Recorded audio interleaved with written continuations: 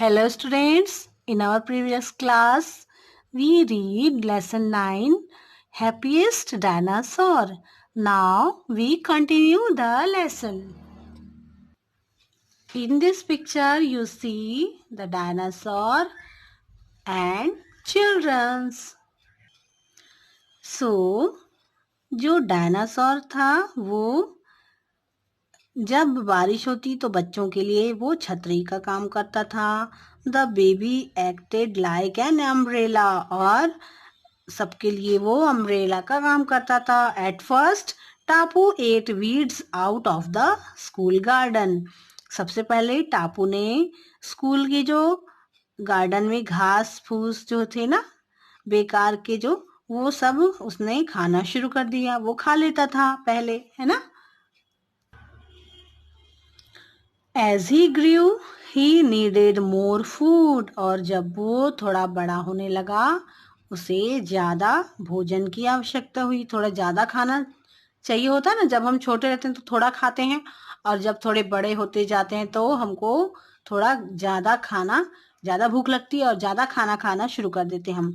He nibbled the trees और वह पेड़ों के पत्तों को खाने लगा. The flowers and the grass in the playground और जो फूल थे और घास जो था उस प्लेग्राउंड में वो सब खाने लगा.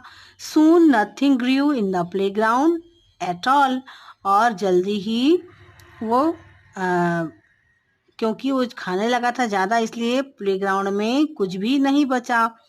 सब कुछ उसने खा लिया.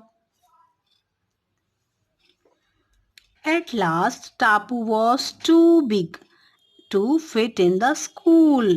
और जब वो टापू जो है धीरे धीरे इतना बड़ा हो गया कि स्कूल प्लेग्राउंड में वह फिट नहीं होता था. इतना बड़ा हो गया.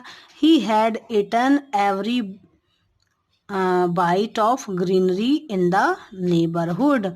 और फिर उसने जो पड़ोस के जितने भी ग्रीनरी थी, जो भी हरियाली थी, जो हरे हरे पेड़ पौधे पत्ते थे वो उसने सब खा लिया. One day Tapu was dozing on the road outside the school with his tail inside the school gate. एक दिन क्या हुआ, टापू जो था वो रोड के उस तरफ जाने लगा और उसकी जो पूंछ थी वो स्कूल के गेट के अंदर ही रही. His tail twisted and knocked over the garbage tin. और उसकी जो पूंछ थी वो टकरा रही थी, जो गार्बेज टिन था उससे टकरा रही थी. स्पिलिंग द गार्बेज आउट और फिर क्या हुआ, जो गार्बेज था वो उससे बाहर गिर गया. टापू tested the garbage and he smiled. और टापू ने जब उस गार्बेज को, उस कचरे को टेस्ट किया और उसके चेहरे पर हंसी आ गई. He liked it very much और उसे जो गार्बेज था वो बहुत ही अच्छा लगा. Soon he ate the whole lot और फिर उसने सारा गार्बेज खा लिया. Now we know where can get food for Tapu. और फिर नाउ तो क्या अब हम जान गए हैं कि हम टापू के लिए खाना कहाँ से हमें मिल सकता है. He can eat all our garbage said Nikunj to miss आकृति.